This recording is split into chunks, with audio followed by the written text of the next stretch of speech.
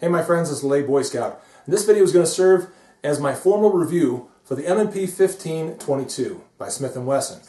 Why would you want to buy this gun? Why did I buy this gun? Why might you want to stay away from this gun? I'm going to try to explain and offer answers to all those questions throughout this brief review.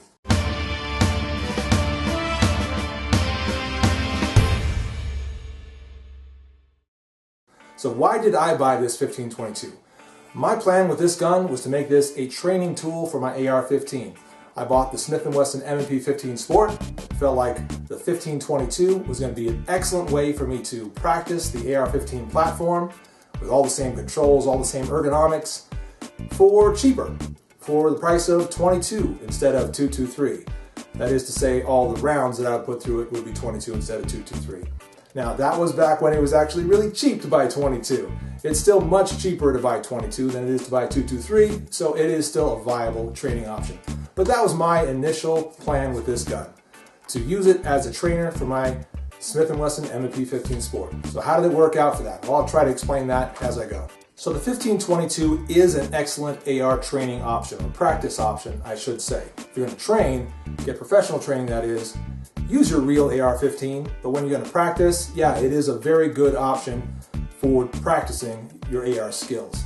Now I say that because it is one of the better AR-shaped rifles on the market today. It actually has controls all in the same place. You've got your safety in the same place, operating in the same way. You've got your magazine, that is to say your bolt release button or bolt catch in the same place and operating in the exact same way. You've got your magazine release in the same position and it works in the exact same way. So, and also the magazines are roughly shaped the same as your AR-15 magazines, around the same size, close to the same weight. They fit in some of the same mag pouches. It's a great way to mimic the work that you're going to do with your AR-15 on a gun that takes a much smaller, much lighter weight caliber. Even the sights are the same and they are fully adjustable in all the same ways. And if you want to replace that front sight with something much more fine and detailed, you can do that just as easily. You can replace the rear sight as well. It's also got Picatinny rails going all the way up and down the top and bottom and sides. So you can mount things like lights, lasers, whatever it is you want to put on your gun, forward hand grips, vertical forward hand grips that is, any of that stuff on your gun, and really set this gun up to match whatever your actual AR is.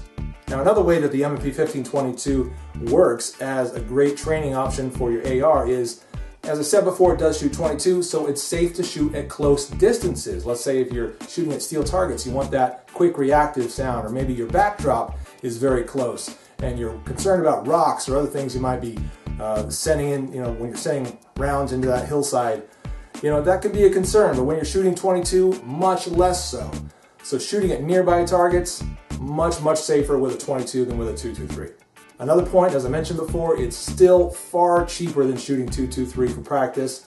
So if you just want to get the controls down, remember all the muscle placement as far as getting your cheek weld and all the other things you want to do with your rifle as far as really manipulating it right and just mastering your rifle. Yeah, doing that with a 22 instead of 223 all the time, great idea. Now the last thought on that subject, this is a much lighter gun than any AR out there that I know of. The rail is all polymer, the receiver, the upper receiver, lower receiver, it's all polymer. The stock obviously is 6 position, by the way, just like standard AR. And I didn't mention this earlier, I didn't point this out, but it pops apart in the same way a standard AR does. You can see that. Opens up in just the same way for cleaning, for maintaining it. I should have taken that magazine out before I did that, but oh well.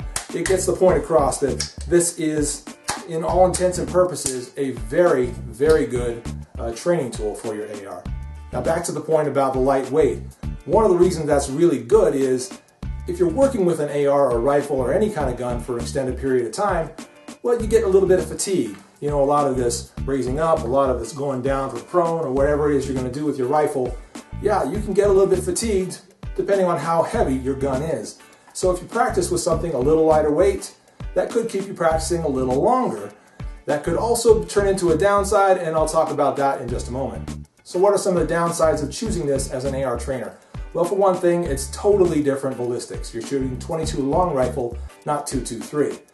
So if you want to get familiar with how your gun operates at 100 yards, This is not the gun for that.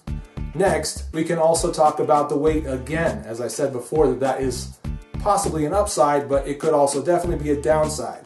If you're going to be practicing with this gun and trying to build muscle memory with it, well, once you get that muscle memory down with a much lighter weight gun, and then you move to the full-size heavyweight gun, you're going to be a little shocked at how heavy it is. You know, you're going to get used to this very light weight, and then you're going to try to do all the same stuff with a much heavier gun. I don't know about much heavier, but considerably heavier. And it's just going to feel kind of funny, and you know, the muscle memory is not really going to be there. One last related point about why you might want to stay away from a 1522 for your training gun is the fact that the recoil is also very different. It's almost non-existent. And I think ARs shoot pretty light anyway, but when you're shooting a 22 version of one, well, it's a big difference. So a lot of the things that make your M&P 1522 a good trainer for an AR also make it not a very good trainer for an AR. What it comes down to is if you want to have the same weight, the same feel, the same muscle memory, and build all that on an AR, you pretty much got to shoot an AR. So if you're trying to answer the question of whether or not you should buy yourself a Smith & Wesson M&P 1522, well, I may be kind of muddying the water for you, making it kind of hard to decide. But that's my point really in this video. I'm trying to show you all the upsides and the downsides with this gun. Now, if you put all of those points aside and just consider the fun factor of this gun, it's kind of a no-brainer. A little over $400, maybe $450 for a really fun semi-automatic 22 that feels a lot like an AR and looks a lot like an AR. It is just fun to handle and fun to shoot. You got 25 round magazines that are very reliable coming from Smith & Wesson for this gun. And these things are fairly plentiful these days, not too expensive at around $20, $25. Stack up on them and have some fun. Now, another really good point about this is that it's one of the most reliable semi-auto 22s I've ever shot. It eats more varieties of 22 than even my Ruger 1022 did. I mean, this thing is not the least bit picky, or it hasn't been for all the stuff that I've been putting through it. Also, accuracy is about as good as you can get for a semi-auto. It's got those same sights as I showed you before as any standard AR, making it possible for you to get the same type of accuracy with this gun. You can mount any type of red dot on there, any type of, powered scope or whatever you want to have up there to get some really nice accuracy and just have some excellent and outstanding fun with a great weapon like the 1522. So should you buy a 1522? Well, that's not a question I can answer for you. You're going to have to decide for yourself and see if the fun is worth it, if the training limitations are worth it for this gun. It is a really fun one to own. I'm actually getting ready to sell this one right here, but I really hope in the future that I can come across another one for a good price and buy it again. That's been my review of the Smith & Wesson M&P 1522, an excellent semi-auto 22. I'm a late Boy Scout. We'll see you.